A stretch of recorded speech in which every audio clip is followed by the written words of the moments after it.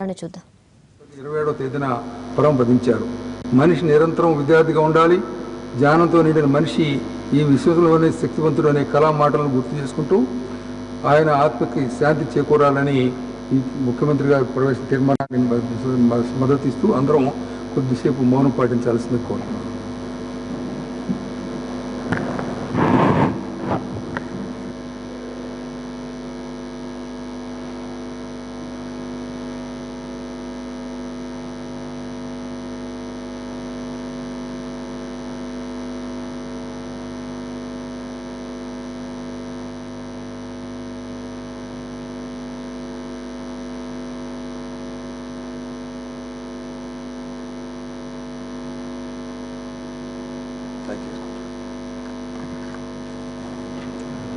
ఇప్పుడు గోదావరి పుష్కరాల సందర్భంగా మృతి చెందినటువంటి భక్తుల యొక్క మృతిపడి సంతాపాన్ని తెలియజేస్తూ తీర్మానాన్ని ప్రవేశపెట్టవలసిందిగా ముఖ్యమంత్రి గారు కోరుతున్నారు.